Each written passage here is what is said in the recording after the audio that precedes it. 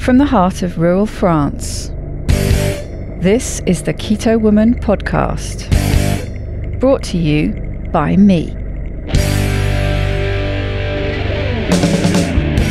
Hello Keto Lovelies, I'm Daisy Brackenhall, and I've spent most of my life struggling with my weight and confidence, and have always had a difficult relationship with food. Even when I finally got to my target weight after weight loss surgery and eating low carb, I couldn't maintain it and I was miserable. I've been keto now for over 2 years, and it has given me the freedom to fall in love with food again, without the constant gain, loss, guilt, virtue cycle of before. Health and happiness is where it's at now, running on fat. Welcome to the Keto Woman podcast. Each week I'll be chatting to inspirational women, maybe even the odd man, to discover the secrets to their success so that I can share them with you. So what is keto? Keto is a way of eating that enables you to switch your body's main fuel source from sugar to fat. Who doesn't want to be a fat burner, right? But how do we achieve this? A great place to start is by keeping carbs under 20 grams a day. So things like leafy greens and above ground vegetables, plus some nuts and seeds and the incidental carbs you find in things like full fat dairy. Choose delicious fatty proteins and be free and easy with oily dressings on salad and butter on your veggies. Once you're in the swing of things, you can tweak it to suit you. Make your own personalized keto. You'll hear all sorts of ways to keto from my guests. There is no one way to do keto, no one size fits all. I hope to show you just how flexible and fabulous this way of eating can be. I'm not a doctor, and most of my guests won't be either, so we really can't give you medical advice. It's always best to consult your own doctor when making big changes to your diet and lifestyle, because they know you and your medical history, and so have access to the bigger picture. Wouldn't it be helpful to have one place where you could find all the links? Want to sign up to my new Patreon exclusive Facebook group, Daisy's Lovelies? No problem. How about subscribing to my YouTube channel? Please help me notch up my first 1,000 subscribers by going to links.ketowomanpodcast.com and following the YouTube link. Not following me on Instagram yet? Hit the Instagram button. You get the idea. All the buttons, all the links you need are at links.ketowomanpodcast.com. These next 3 podcasts are a bit of a cheat. I actually recorded them quite a while ago as a feature for Patreon that ended up not really working out. They are such great content though, I thought it was time to air them. I've been really busy getting ready for Keto Fest, and it seemed like the perfect moment as I was behind with recordings. Plus, they're nice and short, so quicker to edit. The alternative was putting out a repeat episodes, and I really didn't want to do that. I've enjoyed listening to them again, and I hope you do too. 1 question, 3 answers. Do you think people with weight to lose need to consider calories if they are experiencing a long plateau when eating a ketogenic diet? First up is my friend Richard Morris. In fact, all 3 episodes are with people I'm now friends with. What great people I get to meet being a podcaster. Anyway, I digress. Back to Mr. Morris, who, by the time this episode airs, I will be working alongside in the kitchen at RD86 getting ready for Keto Fest. I guarantee you we will be having a giggle or 2. You can hear more from Richard in episode 65 and also episode 22 when he came on with Carl Franklin. Richard is a 53-year-old software developer and technical speaker who built financial systems to expose risk on Wall Street and has worked on systems from industrial robots to payroll. At 38, he was the public-facing chief executive of a major software component company when he discovered he had type 2 diabetes. At 40, he retired to devote his time to learning about type 2 diabetes and reversing his own with the ketogenic diet 5 years ago. With Carl Franklin, he founded the Two Keto Dudes podcasts, over 250,000 monthly downloads, and the International Keto Fest event to help popularize the intervention as a treatment for type 2 diabetes. Last year, Richard went back to school to study biochemistry, and he is currently producing videos debunking bad science journalism. If you are at Keto Fest, I know you are going to enjoy Richard's presentation, Why is the Fat Man Hungry?, as much as I am. If you can't make Keto Fest, the presentations will be coming to YouTube sometime in the not too distant future for you to enjoy too.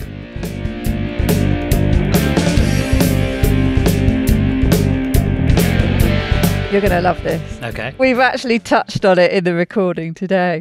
Do you think people with weight to lose need to consider calories if they are experiencing a long plateau when eating a ketogenic diet? So reducing your calories will guarantee to reduce your weight. It doesn't all come off body fat. If you're eating fewer calories than you need to be satiated, then by definition you don't have enough energy from body fat, and so you need to find energy from other sources. And there are two easy places that your body can get energy from, and it gets them approximately linearly. You will be using lean tissue, so you'll be throwing the furniture on the bonfire to keep yourself warm, so burning lean tissue in your body, and you will be also reducing your metabolic rate, because the other easy way to find calories is to make them up from cost savings. So you furlough a few processes like growing hair, growing fingernails, lots of things that are, these are necessary, but, if you didn't do them for one day, your body could probably justify doing that. And so what happens when you eat fewer calories than you need for satiation is that your metabolic rate slows and it becomes harder to calorie restrict, and that's why people yo-yo.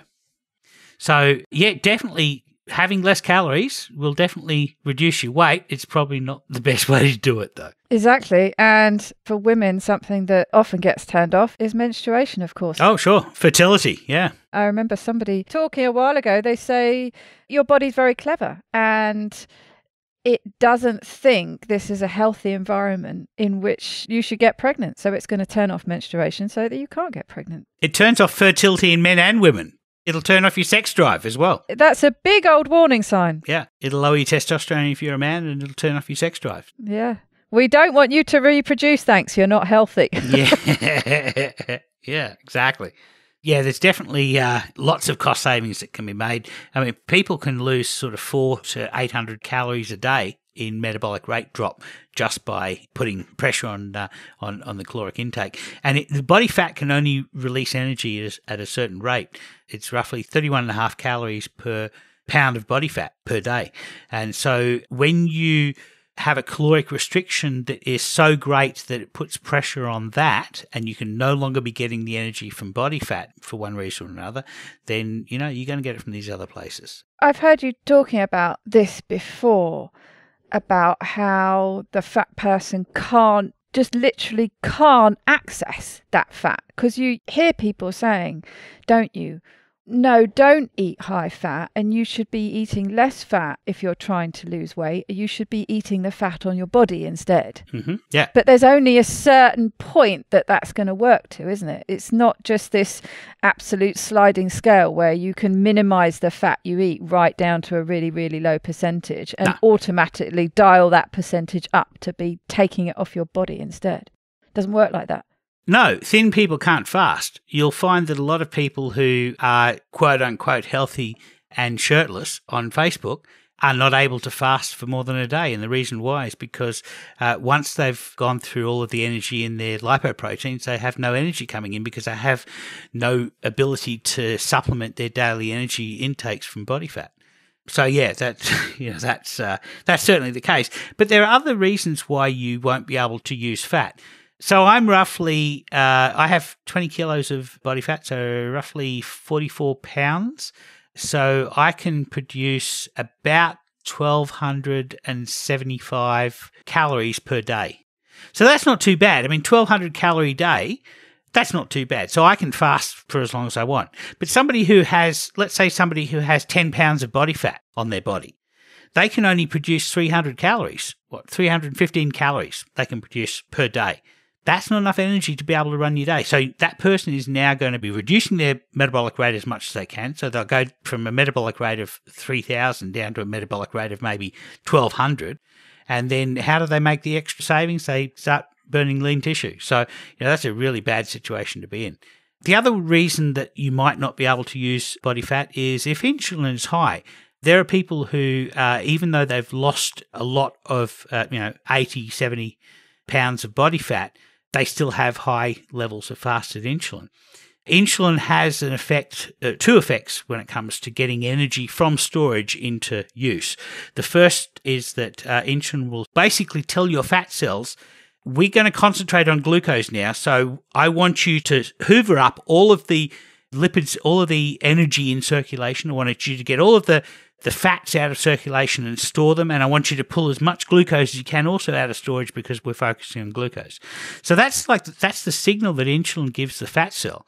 So, if your insulin is high, even when you eat nothing, if your fasted insulin is high, if it's above 14, your fat cells are just sucking up all of that energy that they can, irrespective of how much energy you have available to you. And this explains the paradox of why the fat man is hungry all the time and has no energy to do anything. That's at the source, and then the other part is at the sink for energy.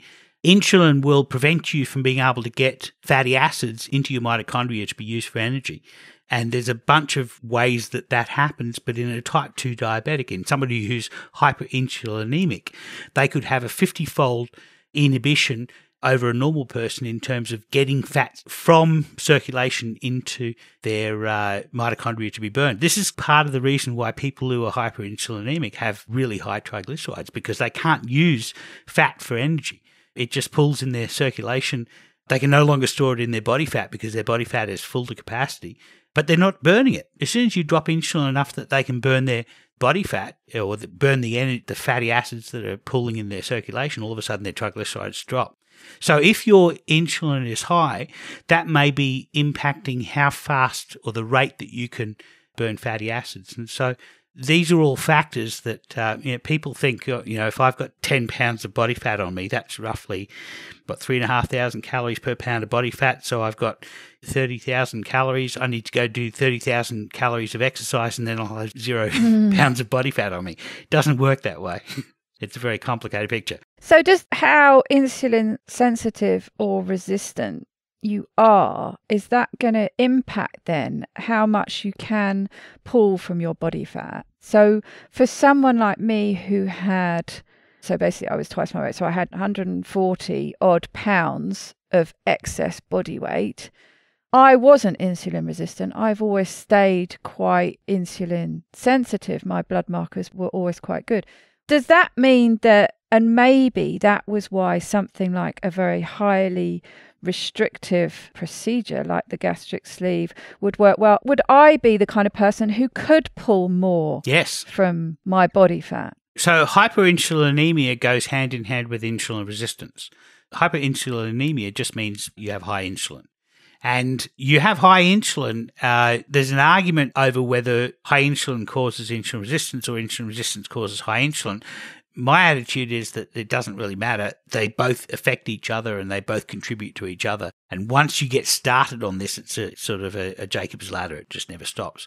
If you're not insulin resistant, then you're able to lower insulin based on the signals of what you eat. And so you would be able to, with a caloric restriction, you were probably able to get to a lower body weight than somebody who was insulin resistant and went through the same process. Right. But I would be able to pull more from my body fat. When you talk about the ability of only being able to pull so much, if you're much more insulin sensitive, you can pull more. So you can actually be someone who potentially could benefit when you're wanting to lose weight from reducing calories a bit. Yes. Definitely, if you're insulin sensitive, then you have access to more fat as fuel to turn into energy. And if you're insulin sensitive and your insulin is low, you're in a wonderful state. If you're insulin sensitive and you go on a ketogenic diet, what happens generally is that you lose a lot of weight and you get down to normal body weight very quickly. If you're insulin resistant and you have a high underlying fasted insulin levels, then you will alight at a higher body weight. You will plateau at a higher body weight. And then it's just a matter of working out what tissue is causing the insulin to be high. It's certainly, once you've lost 30, 40 pounds of body fat, it's no longer a physical capacity limit on your body fat it's not insulin resistance in your body fat that's causing your insulin to be high. It's another tissue that's doing the damage. It could be your hypothalamus, it could be your pancreas, it could be your liver, it could be your muscles, could be your immune system is also able to modulate insulin secretion. So, all of these things. So at that point, this is why my advice is keep calm and keto on. Get to your plateau and then keep calm and keto on. And, and enough time at that weight, and you'll find what tissue was doing the damage. And, it could be sleep. It could be, there's a bunch of things that you can do, relaxation. They're all part of keeping calm and keeping on. But, I suggest not to calorie restrict. But if you're naturally insulin sensitive, if you've done a fasted insulin test and you can get down to 4 or lower, go for it. Calorie restrict, give it a go. I think there are so many other things to consider before you do that. So yes, if you know in your heart of hearts that you're eating too much, and I don't like to really pinpoint it as calories, but you're just taking in too much energy. If you know you have a tendency to I do with certain kind of foods, I eat too much of them. I know I do. So if you know that you're taking it, you can calorie restrict in the sense that you can reduce your intake a bit, maybe by limiting the things that you know you have a tendency to overeat. But going past that, no, there's more likely going to be something else that's going on. Yeah. And like you say, once you start reducing your calories too much, then you'll start seeing other things that happen. And that's certainly something that happened with me. And it's so typical in the weight loss surgery community that they should actually say, you are going to suffer significant hair loss between months 3 to 6. Right. And then it should start coming back months 6 to 9. But it's so typical. But it's interesting, actually, that it seems very typical in the keto community. Now, do you think that that's just a byproduct of natural calorie restriction, because people often tend to end up eating fewer calories when they're eating ketogenically because their appetite goes down? Or do you think there's another mechanism going on there too? There's a lot of chicken and egg issues here. One of the things that will signify your body to make cost savings, and those cost savings will cause your body to stop growing hair, telogen effluvium, where all of the hair that is probably going to fall out over the next year decides all to do it in 1 week. All the follicles. So all of those things happen when you have an energy shock. Now, when you first go ketogenic, you are not fat adapted, but you're not giving your body carbohydrates. So you are actually giving it a shock. You're actually giving it not enough energy, so it has to adapt. Ah, right. So it's not so much about the calories, it's just the shock to switching that fuel source. Yeah. It doesn't happen to everybody. Some people are able, some people are more adaptable. No, but it does seem to happen a lot, I've noticed. But if it doesn't happen to you when you first go ketogenic, then, 7, 8, 9 months down the road when you hit your plateau and then you decide, well, I'm going to reduce my food intake because, I've been increasing my food intake as I got closer to my plateau, this is Stephen Phinney's argument. This is his 4 charts. This is what he's saying. As you get closer to your ultimate plateau, you start to eat more calories spontaneously. And he's explaining how the homeostasis works to alight you on that plateau. If you then decide, I'm obviously eating too much, I'm going to eat less, and then you eat less and now you have an energy deficit, if you didn't lose hair in the first days of keto, that's when you're going to lose a lot of hair, and, your fingertips will be cold, and I've heard of people with toenails and fingernails falling out and, all sorts of lack of energy. It's just, and then fertility, cost savings, women stop their menstruation and men lose their sex drive. And, there's all these kinds of things that happen when your body is in an energy deficit, in an emergency, essentially. It's a 3-alarm emergency. And you talk about eating to satiety, and you seem to have that dialed in really well. And it's something that I struggle with, and I know a lot of people do. And I think that's where you potentially have to start looking at restriction, but not really restriction of calories, but restriction of certain food types. Because as soon as I dial in a stricter diet, which is not, and I've counted the calories, it is not low on calories at all. No. But when I stick very much, probably cut out things like dairy, things like nuts, nut flours, treat type things with sweeteners in, if I eat very basically and really nice and high fat, just protein and simple vegetables and lots of fat, I do find my appetite comes down a little bit, but those calories are up there. I doubt I come in at less than 2,000 a day. Yeah. But yet my weight will start coming down. So it is sometimes I think about being a little bit restrictive, but not actually with the calories, actually about different foods. I totally agree. We can be mindlessly eating food that has a little bit of carbohydrates in it. And if we eat too much of it, we could be eating more carbohydrates than we really know about. And so that's why if you're in that state and you want to work out what's happening, it's always a good idea to start a food diary so that you're mindfully eating. And that way you're keeping track of things. But, we tend to sort of fall into this trap as humans of trying to find magical molecules, or in terms of pills, these are magical molecules or magical foods that you can eat as much of and not gain weight. Celery has negative calories, so you burn up more calories chewing it, and so people eat. It's horrible stuff, but we tend to get into this situation where we think, there must be good foods and bad food. There must be magical foods that have a high satiety, and there must be foods that have a low satiety. One of the things that has the highest satiety is it's just getting enough fat energy is highly satiating. Or ketones, exogenous ketones are extremely satiating. And the reason why is because we have energy at the cellular level. So we're not energy deprived at the cellular level, because ketones we can get energy from no matter what our insulin status is. Another example is when I wake up and I've been fasted 3 days, I am satiated like nothing else, waking up, eating nothing. So where does nothing sit on the satiation index? Of satiating foods, nothing is one of the most satiating foods that I've ever had. But it's all in context. I mean, satiation is not an emergent property of food. It's an emergent property of humans in a particular context. And, this context is having adequate energy at a cellular level. And fat just gets picked on because it's so much more calorie dense. It's just a bit more than twice the calories of the equal amount of carbohydrates or protein, isn't it? So it always gets picked on, and you will see in certain groups, well, you need to start reducing your fat. Don't eat fat bombs and don't put fat in your coffee and things like that. And to a certain extent, I do agree with that, but not for the same reason. I don't agree with reducing it because of the caloric content. It goes back to the food group things. It goes back to making it a little less palatable. When you make it really palatable by adding sweetener to fat and making fat bombs and flavors and things like that, so it basically becomes sweets that are just delicious that you can pop for ages.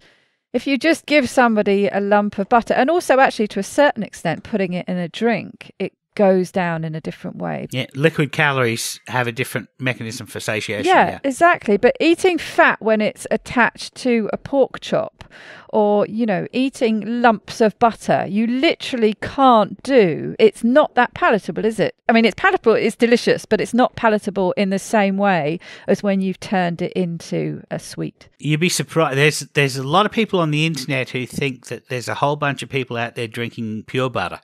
Yeah, exactly. We're literally putting these sticks of butter in the coffee. I love that meme that has a stick of butter literally sticking out of a cup of coffee.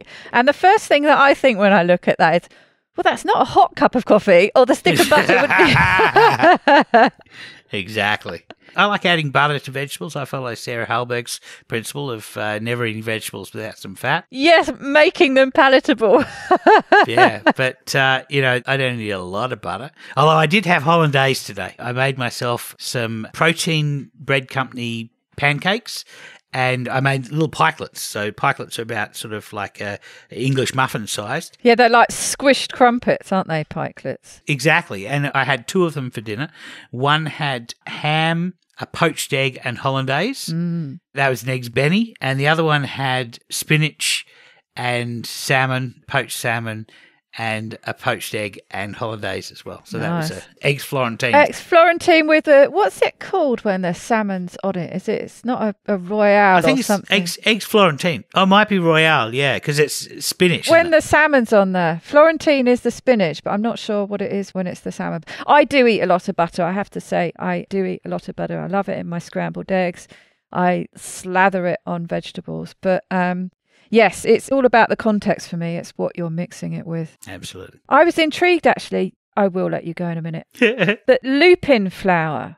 And I've been reading about this and trying to find out what the carb content of things. It's quite big in Australia, isn't it? Yeah. It's one of these new emergent low-carb flours. It is. Lupin is a legume like peanuts. It's closely related to peanuts. And so people who have peanut allergies can often have allergies to lupin.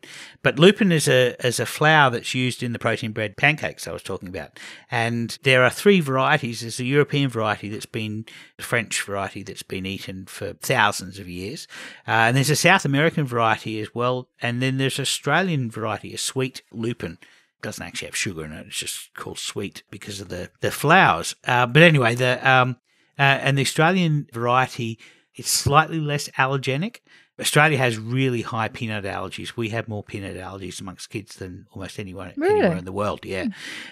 So, in fact, we have very high rates of asthma and a lot of these autoimmune diseases. But lupin is less allergenic than South American and European versions. But as somebody, I just posted on Facebook a nice breakfast I had, and I got called to task about promoting lupin. Yeah, I saw and it. I said, that's one of the reasons why I don't want to be a keto dude anymore, because I was just having breakfast.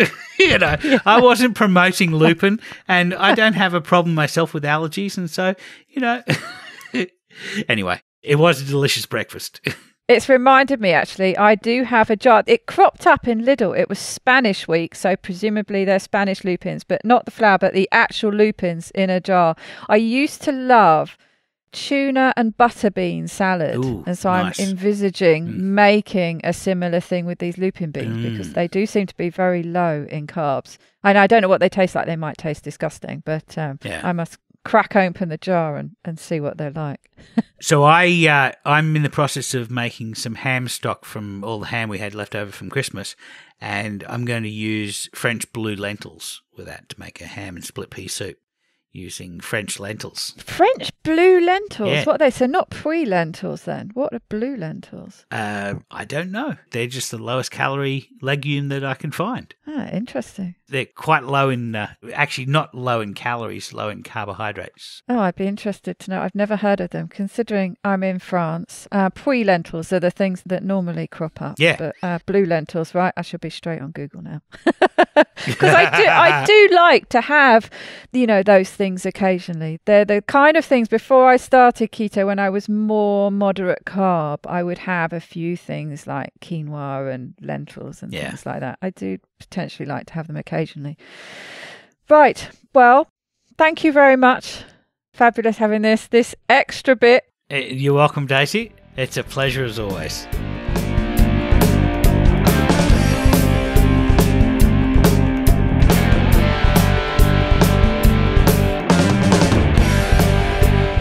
To get the resources and links from this show, please go to ketowomanpodcast.com/episodes. Please share this podcast with as many people as possible by sharing one of my links or just taking a screenshot of an episode that you enjoyed. Reviews really help raise the profile of the podcast, which gets it in front of more people, but also helps me attract a wide variety of guests. So please take a minute to leave a review on whichever podcast app or platform you like to listen on. It doesn't go unnoticed by me, the people who regularly like, share and comment on my posts. Your support really does mean the world to me. Thank you. Are you enjoying this podcast? Help me make more episodes and videos by making a pledge at my Patreon page, patreon.com/KetoWoman. Or simply hit the support button on the Keto Woman Podcast website. Don't forget to join in the fun on the Keto Woman Podcast Instagram and Facebook pages, and Daisy_Keto Woman on Twitter. Are you my next extraordinary woman? Maybe you've got an idea for a show, a topic you would like to hear about. Let me know how I can tickle your earbuds by dropping me a line at daisy@ketowomanpodcast.com. This week's end quote is from Mirai Giuliano. Once you have to start counting calories, it takes away from the joy of eating. Bye-bye, Keto Lovelies.